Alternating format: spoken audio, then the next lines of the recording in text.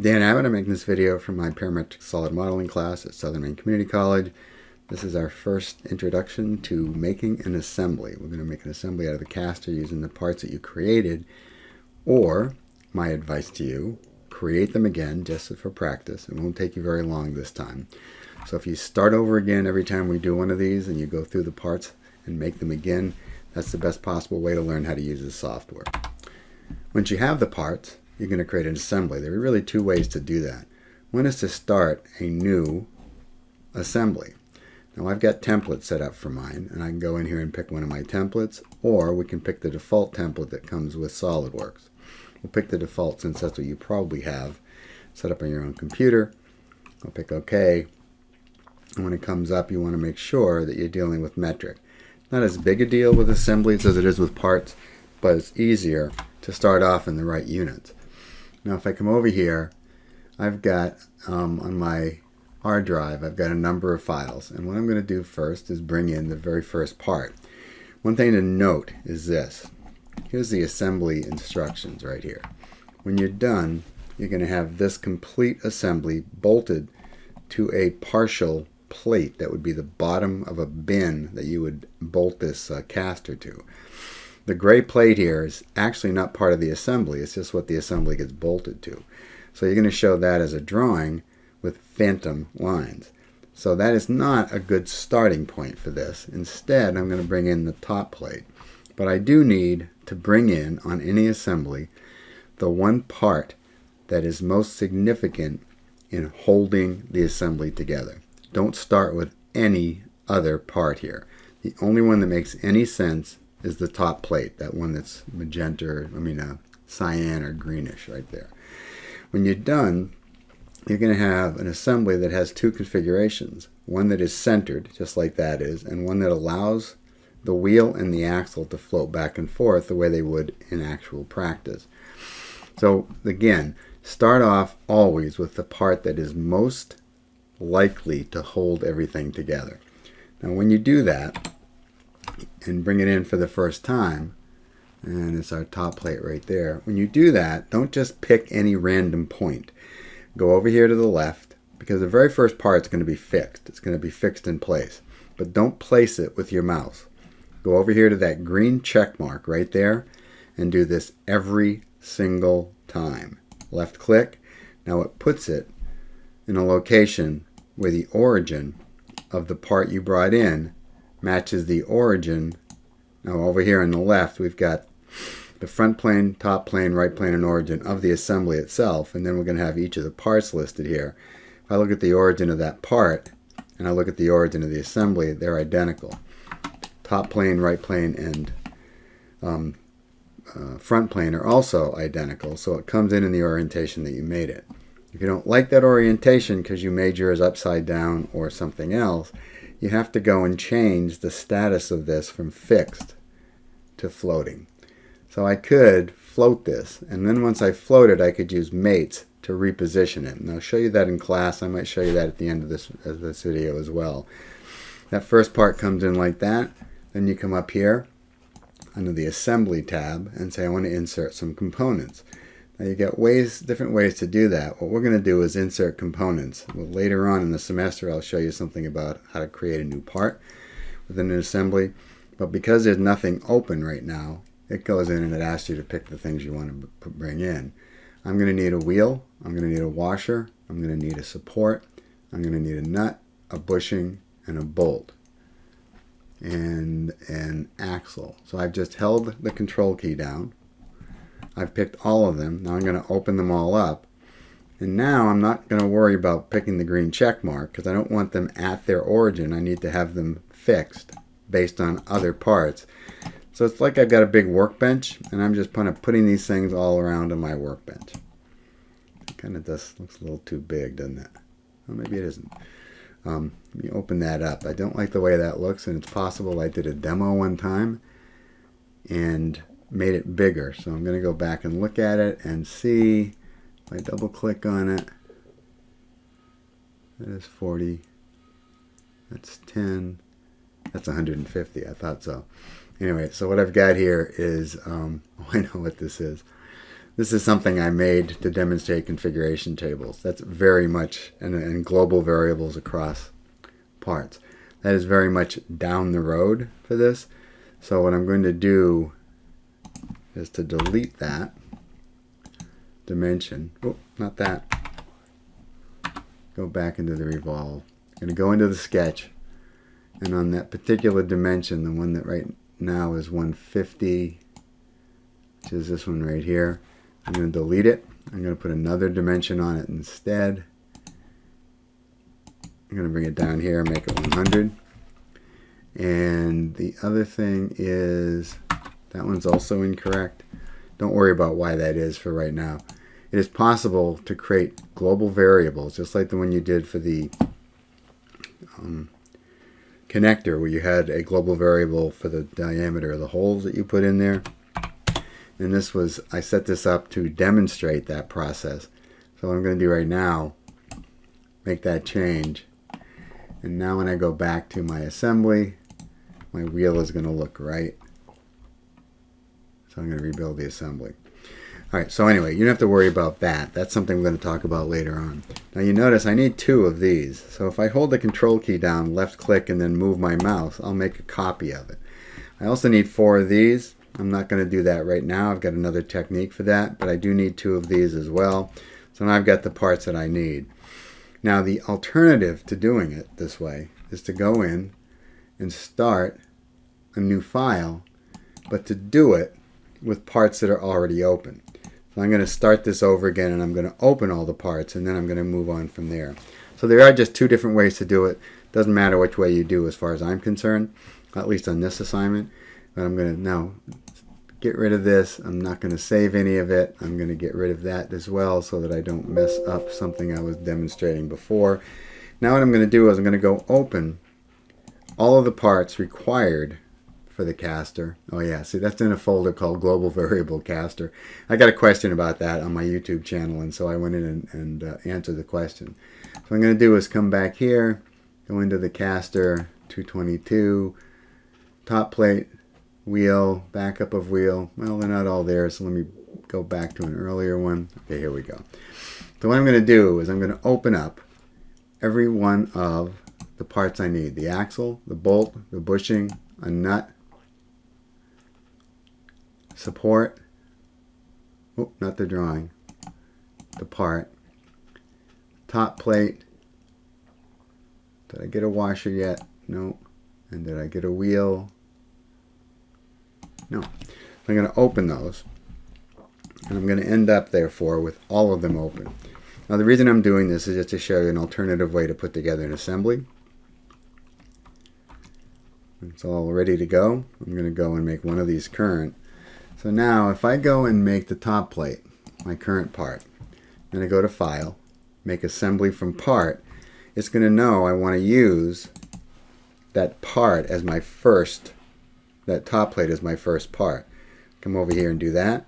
Bingo, it puts it in place, and again the origin is the same as the origin of the original part, and that origin is matched up with the assembly. Now when I go to Insert Components, everything that's open is listed over here.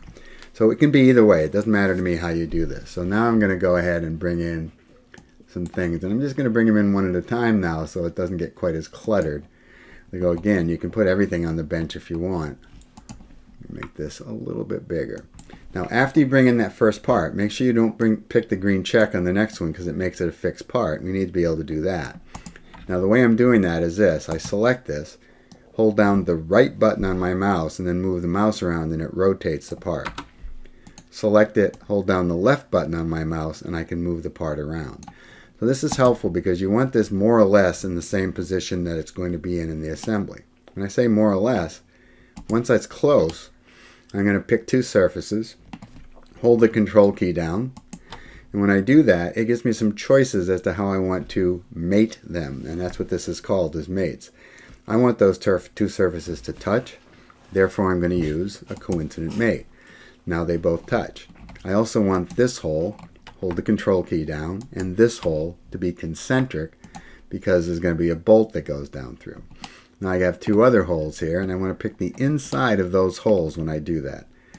Left click, hold the control key, left click, make them concentric. Now that part is established in terms of where it's located and fully defined. Over here on the left, the letter F stands for fixed. That's what happens the first part you bring in. I can make this one fixed, but I don't want it to be fixed. I want it to be based on mates that it has with the top plate or other features. I meant other parts. Now I'm going to bring another one in, and you notice now, until I actually fully define it with mates, that next part that I get is going to be underdefined. There'll be a little negative here. I'm going to hold down the control key, left click, and then pull it. That just makes another copy. You'll see that one is negative right now. Now I'm going to right click on it and turn it around. Then I'm going to pick that top. I'll show you another way to do that. If you hold the control key down and pick two surfaces, it'll give you the options for mating those surfaces. You can also go up here to the command manager under the assembly tab, say I want to add a mate. The thing that's nice about this, you just stay in the mate command. So now I pick that, don't have to hold the control key down, pick this, automatically says, you know what, I think he probably wants that to be coincident, which I do. Still in mates now, so I can just pick those two. And it says, oh, I bet he wants that to be concentric, which I do. Now, it might not. If I don't, I'm going to have to pick a different option. Then I can pick this one, and I can pick this one. So that can be a little bit quicker. But I'm going to cancel this now. I'm going to back up to here. And I'm going to hit the escape key. You'll notice it still has a negative over here. And that negative means it's not fully defined because it's free to move. And it's free to move because it'll pivot like that. I go back to mates. Do that, and then do this. Now when I say OK by picking the green check, I lift, and I'll get out of this over here. Now everything over here is fully defined. There are no negatives. Now I can go back over to insert components. Now you can bring them all in at once if you want. I could say, let's bring in the bushing, the next thing I'm going to do. So let's bring in the bushing, put it here, just put it someplace, left click. Then I could go back over here as well and say, let's get another one. This time I'm going to get the axle, which is right here. Bring that in, and again, I'm just going to put it in place. Now I want two of these, Control, Select, and Drag to make a copy, or I can go over here to where it says bushing and do the same thing, bring another one in like that. Hold the Control key down when you bring it in, it'll copy it. This bushing is going to go in that hole. This one I'm going to turn around a little bit and going to go down here. Now you notice I don't really need to put it exactly where it's going to go. I just need to get it close enough and oriented closely enough so that when I add a mate, that mate will add it in the right way. And I mean by that is this. If this were out here and turned around like that, and I said mate those two surfaces, well, it'll mate them, but it'll do it like that. In other words, it'll line them right up this way, and that's not the way I want them lined up. I'm going to undo that now. And if I'm turn it this way, now I go in and say I want to mate that surface and this surface, holding the control key down, make them coincident. It knows which way I want it to go.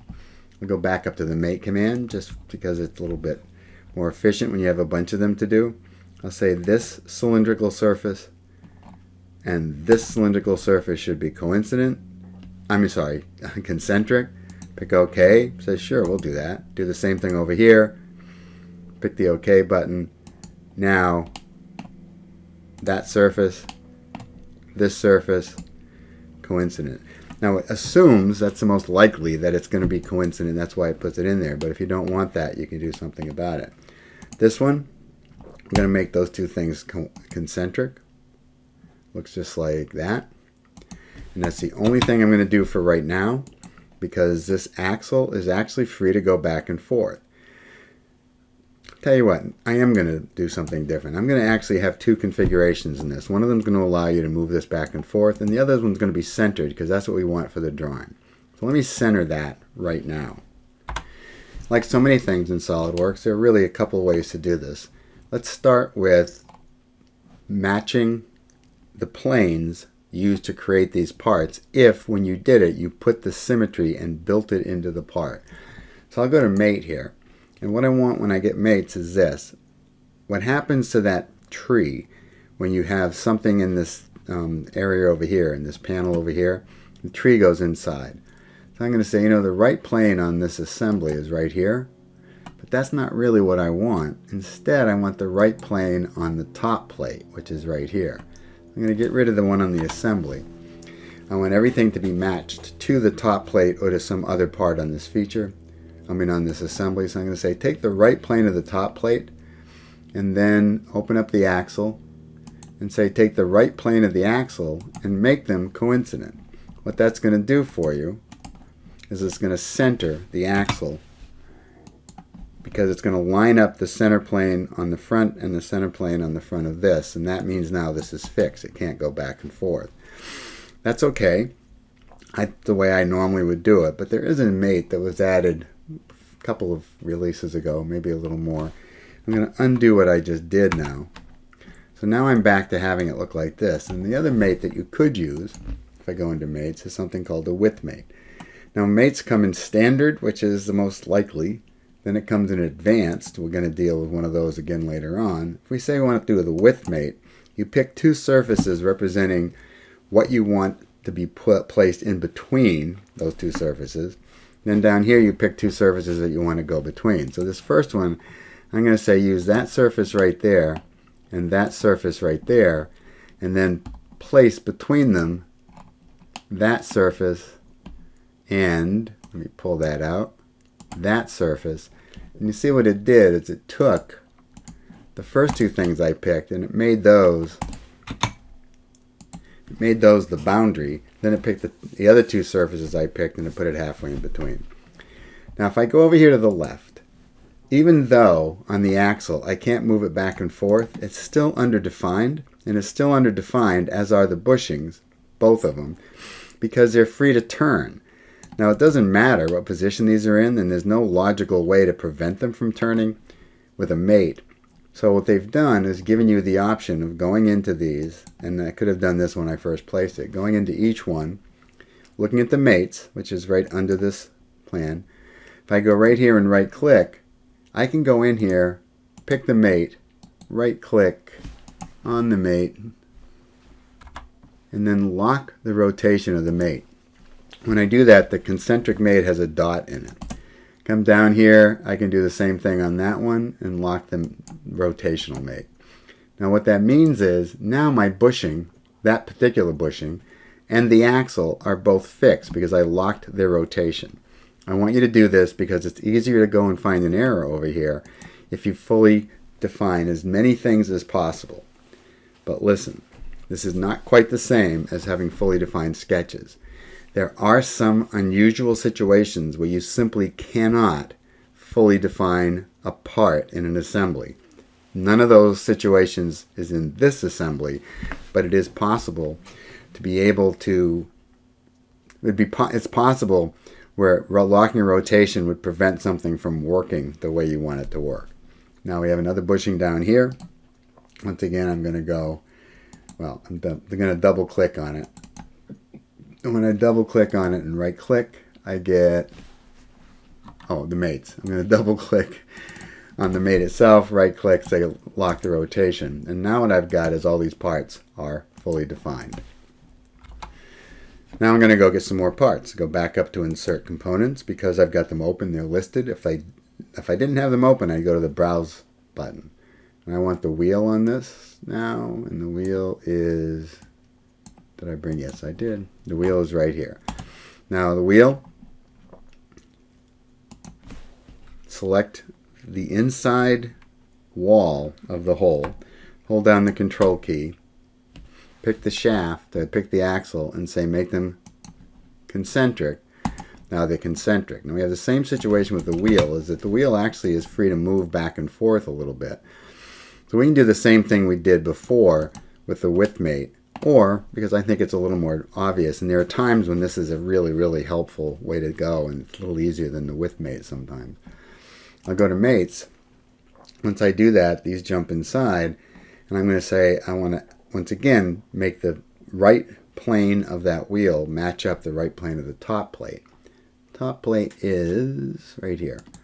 So I'm going to say one of the things I want to do is take the right plane of that top plate. I go down here and open up the wheel.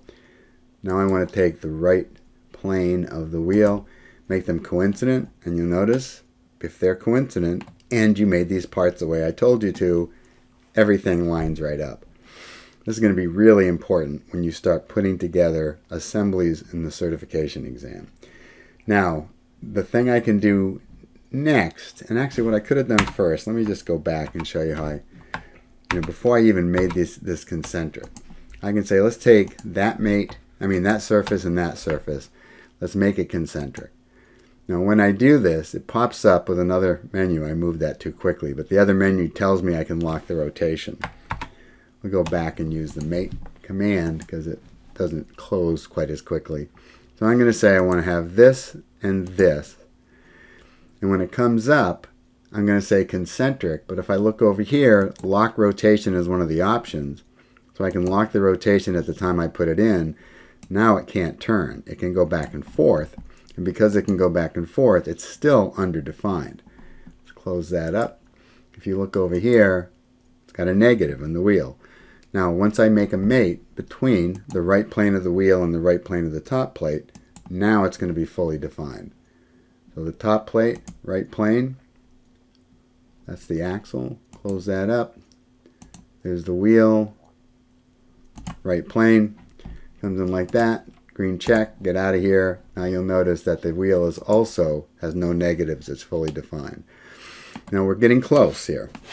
One of the things I want you to do, though, is I want you to put this on a plate that is made so it's got some jagged edges and is clearly a component or a piece of the plate that this is going to be bolted to. We don't need the entire bin that it's going to be bolted to because that has nothing to do with anything. Now I didn't open that up, so I can go and find that if I want and open it, or I can browse. Let's just browse. So I'm going to go up here to Insert Components. I'm going to go and Browse, and let me see, steel plate is what I want right there. So I'm going to pick the steel plate and bring it in, and you'll notice the steel plate comes in like that. When I made this steel plate, I made it in such a way that if you look right at it, the edges have a short break line. They're irregular to make it clear that this is not part of the assembly. It's simply what the assembly is going to be bolted to. Now, you can go back over to Mates, or you can just hold the Control key down. So take that surface right there, that surface right there, mate them. Now we want to line up with concentric holes, the two inside surfaces of that. Don't lock the rotation though, because what prevents this from turning is the fact that more than one of these holes is going to have a concentric mate. I always go opposite corners, doesn't really matter, but anyway, those two right now give me a top plate that is fully defined. There's no negative here. Now let's go and get a bolt, a nut, and a washer. So I'm going to start with, there's the washer, there's the nut, there's the bolt. So there's your bolt, the nut, and the washer. Oh, what did I do? Bolt, nut. Thought I had the washer. Nope, didn't come in. All right. I don't exactly know why, but now I'll put a washer in here. Now this is a lock washer, but because the lock washer is going to be compressed once it's put into the assembly, I'm not going to use a helical washer that some of you made, which was quite impressive. Now we're going to have a bolt that goes down through. Whenever you bolt a wheel to the bottom of something, you always want the bolt going down, not up. So if it does loosen up and the nut comes off, the bolt doesn't fall off. I'm not going to bring in 3 more and do these one at a time. Instead, I'm going to say, let's make those 2 surfaces right there concentric. Oh, I got to reverse the way that came in, and you can see that's why I wanted to bring it in. That's why I wanted to bring it in more or less in the right orientation. If I drop this down like this now, shift, control, and then click, click, now it's going to be in the right orientation. Now the bottom of the head is going to be sitting on the top plate. So I'll pick the bottom of the head, hold down the control, do that, say make them coincident. The reason you're not locking the rotation is I want this to be set up so that when we do a drawing, you get the actual symbol for a hex-headed fastener. So this is still free to turn like this. What I'm going to do though is make that face parallel to the front face of this so that it comes out correctly on the drawing. Now let's put this in place. This one doesn't matter how I do it. I'm going to take that and say, put that surface right there, make those coincident, and then let's start with a mate thing here. Make the inside of that, the inside of this coincident, and lock the rotation of the washer so that it's fully defined. Then I'm going to say that surface right there and the inside surface of the nut. Doesn't matter what the orientation is. Do not lock the rotation though, because once again I'm going to turn the nut so the face comes forward, and that's what's going to lock it in place. Now, did I? No. And the other thing I'm going to do, I forgot to do it. Well, I didn't forget, but I haven't done it yet. You can move these things around. I'm moving this right now while I'm in the mate command. I just left click and then drag it down. Once you let go of the button, then you can pick your two surfaces. Those two surfaces like that, the nut comes up. And again, do not lock the rotation on a concentric mate when you have something that is going to be rotated into position itself. If you look at this from the front now, neither the nut nor the bolt is set up the way we want them to be set up. I'm now going to do something called a multi-mate. I'm going to say, I've got a number of things, in this case 2, all having to be mated to the same common thing. So if I go over here, there's a little symbol with a lightning bolt with the little paper clip. And I'm going to say, take the front of this and mate the front of that and the front of this and make them parallel.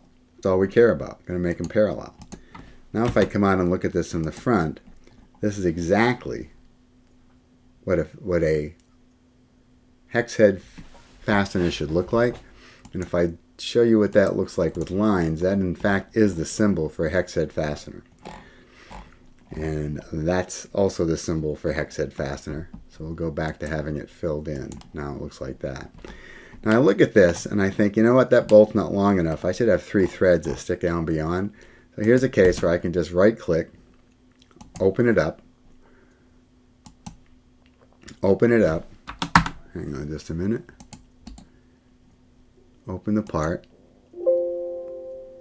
Yes, it's an older version, that's okay. And this right here, I'm going to make that a little bit longer. Oh, I made it 40. Let's make it 44. All right, now I'll close it up because I don't need it anymore. I go back over to the assembly, and just like magic, now it's longer. You want 3 threads in order to have full holding power past the nut when you do something like this. It's a little further than it needs to be, but it's close enough. Now I didn't bring in 4 of each because what I'm going to do now is a linear pattern, and I want you to get used to the idea of doing things efficiently. So I'm going to go to a linear pattern, and I've got directions here. You have to select something. If there's nothing that if there's no edge that goes in the direction you want, you're going to have to draw a line. I have an edge, and again, I don't like to use the phantom line edges, so I'm going to use this edge right here. So that's one direction. Now it goes down to direction 2. Direction 2 is going to be right here. Those are my 2 directions. Now I want 2 things in that direction, and I want 2 things in this direction, and I've got distances here. By default they're both 50. I'm going to go and pick my components, which by the way I can do right there, right here, and here. Now they're all coming in. Now, 1, they're going the wrong way. 2, the distance between them is wrong. Wrong way I can fix by doing this, coming down here and fixing this. Now the distance between them, I need to know what that distance between them is. I do not remember what the distance is. So I'm going to take a kind of a guess and see. 112 looks right. I think 112 is one of them, and I think the other one was 58. I'd have to know what it was. And I'm going to just, yeah, there we go. I got it. So anyway, so now what that does is duplicates them. The nice thing about this is they all follow the orientation of my originals, which means I now have this thing fully assembled with no negatives over here. And that's what I want on this one. Looking at it from the front, looks like this. Everything's centered. Now comes the configuration issue. I want to be able to use this just the way it looks right there. Let me save this. Save as assembly 2. Yeah, that's what I'm going to call it. Assembly 2. I'm going to save all the components as well. Once you save an assembly with an updated version of SolidWorks, it makes you save all the components as well, which now makes it impossible to send it to somebody that doesn't have the current release of SolidWorks. Now this next one is what causes people the most confusion. But this is the issue. I'm actually using SolidWorks in the assembly to make sure that my assembly is going to work. Now right now I've got it centered because when I make a drawing of this, the drawing has to be centered in order to look right. In other words, when you make a drawing of a full assembly like this, you also draw it with everything centered. But it's not actually frozen in real life. So I'm going to go up here. There's several tabs up here. Okay, all I care about is this one right here that has lines that go up and then lines that come off. And if I pause, it causes a configuration manager. And I'm going to go over and I'm going to make 2 configurations. The first one, the default, I'm just going to rename. And I'm going to call that centered. Or maybe what I can call it is drawing centered, just to remind you of why I have this at all. Then I'm going to make a new one. And I'm not going to make a new one down here. I'm going to make a new one up here. And I'm going to make one by adding another configuration. I'll call this one floating, which is like the real world. And that now becomes the default. And it is exactly like this one. But any changes I make to this one will not affect the first one. So right now these are identical. Double click on that, looks exactly the same. Double click on this, looks exactly the same. What I'm going to do on floating here now is leave that grayed out, go back over to my feature tree, and what I want to do is suppress the mate that centered the wheel and suppress the mate that centered the axle. So I'm going to go over to mates, and if you'll notice the mates are individually placed under each part, and then all the mates show up here. So if I go down through here, I could find the actual coincident mate that made all those and right here, right there. So it's right there, and that was my multi-mate that makes those. Is that the multi-mate? No, it wasn't. There's 2 coincident, one here and another one. Oh, maybe I used the width mate on that, did I? Well, I can go here and I can right click and I can suppress it. And now that I've suppressed it, it's free to go here. Now I'm going to go and take a look at my mates that are just on that axle and find out, oh, it is a width mate. So I'm going to right click on this and I'm going to suppress that as well. I forgot that I left the width mate on that one. So now I've got 2 pieces that are free to move. If I go back to the configuration though and double click on the drawing one, under that one they're not suppressed, those 2 mates. Under this one I'm saying, listen, just don't impose those mates on what we have here. Why not? Because I'm going to put what's called a limit distance mate on.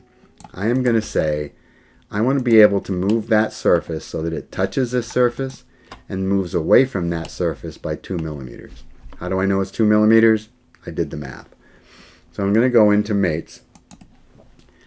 Those 2 things come up and it looks like it wants to be coincident. That's not what I want, however, so I'm going to flip over to the advanced mates.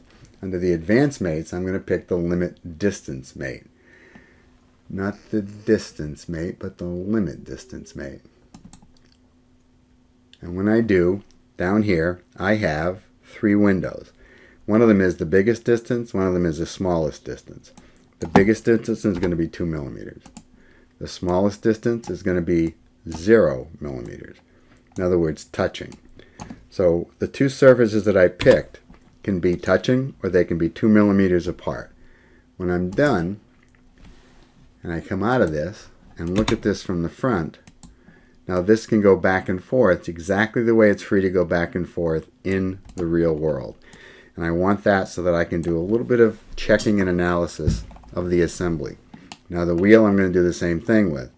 There's my surface. I happen to know this is 4 millimeters. And again, you can do the math on that or you can do a little bit of trial and error. I go back to mates This time I'm going to go and switch to advanced before I even start. Pick the limit distance. Pick that surface right there, this surface right here, and now my minimum distance, I want that to be 0 so it can touch, and the maximum distance, I want that to be 4 because I know that, not 43, 4, because I know what that is. Now it has a range. There are limits. In one limit, it can touch that surface. In the other one, it goes all the way across, so it's 4 millimeters away, which causes it to touch that one. Unfortunately, I don't think there's any way to tell it, I want this to move till it's touching this or touching this. It'd be kind of nice if it were, and I thought the width mate might do that. No, it wouldn't. At any rate, so that now has another configuration. So if I look at it from the front, it's free to move. Now before you submit this, this is what you're going to do. You're going to do 3 things before you submit it so that you know for sure when I grade it I'm not going to find these common errors. One is you go to your configurations and you set each one of them current. Does one of them center everything? Come back over here, no negatives. Does the other one permit it to float freely? Can you move it back and forth? Move it to the most extreme position, then go back over here, no negatives. And now, while it's in the most extreme position, go up, not to the Assembly tab, but to the Evaluate tab, and say, I want to do an interference detection. When you do, calculate for interferences and find out if there's any places where your components overlap. Some interferences you expect, and some you don't. This one I expected because the minor diameter of the nut is 8.5. The major diameter of the bolt is 10, so they have an overlap of 1.5 millimeters. Alright, there's 4 of those, and it turns out those are the only ones that show up, so I can ignore them. I don't care. Well, it's not even that I don't care. I want those interferences. Come back out. Now, there's no interference that I'm not expecting. In other words, I didn't set this up. For instance, let me make a point of what might happen. If I go to the mates here, right here, and under the limit distance on one of them, instead of having it set to 0 and 4, I have it set to 0 and 5. I just do the math wrong. Now I come back out here, and I move this back and forth, and I move back and forth. It seems to be pretty good. I go all the way over to my extreme, do an interference detection now.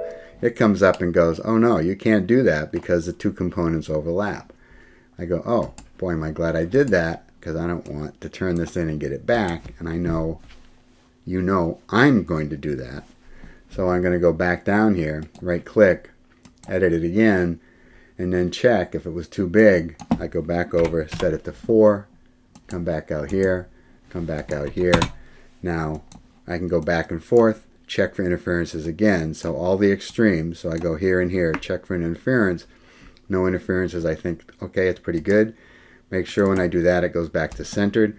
At this point, the assembly is done. Now just to show you why I want that centered one, I'm going to go to floating.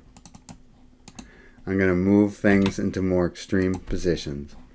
I'm going to go up here, save my assembly, and now I'm going to say I want to make a drawing from the assembly. Now we'll come back to this. I have another video on how to make this drawing. So we're going to make a drawing from this assembly. I'm going to go and pick B size millimeter. That's my own template here. It's going to come in, got the right title block, and I'm going to bring in a top view. And I'll show you again. I've got a whole video on how to do this. I'm going to change the scale of that top view. I'm going to change it to 1:1. Right there. I'm going to make sure, right click, that the tangent edges have been turned off, tangent edges removed. I'm going to leave hidden lines on, which means I select it and go over to the left and make sure it doesn't look like this. I want it to look like that. Now you're going to see this in detail in the next video that I make. But I'm just going to drag this off the screen, and now I'm going to do a section. So I'm going to come over here to drawing. I'm going to do a section on this. The section is going to be what's called an offset section. I'm going to start with horizontal. I'm going to zoom right in. I'm going to say I want to cut this part right through here.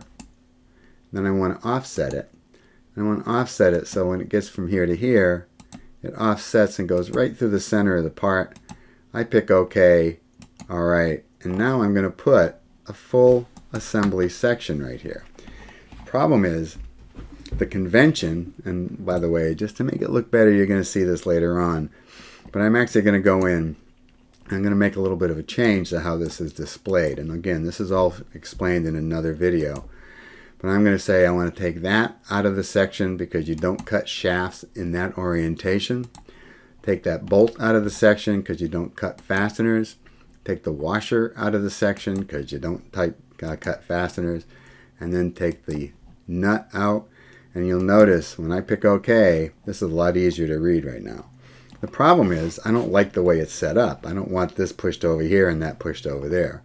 So if I go back to my original and I right click on it and I go to properties on that, it's going to come up and say, alright, the current configuration is floating. Do you want it to be centered? Watch what happens when I pick centered on this and pick OK. That's why I want a centered configuration. So now I have a situation where I can set up a drawing that's set up correctly, but I can still go back and manipulate my assembly without having it affect the drawing. Now there'll be a lot more on drawings later on. This is simply to show you why it is I want you to have that assembly. I want to have that assembly with configurations. If you don't do the configurations on this, folks, you get it back. I've had a number of people who just go, I don't get this, so they just turn it in. If you turn it in without the configurations, you're going to get it back.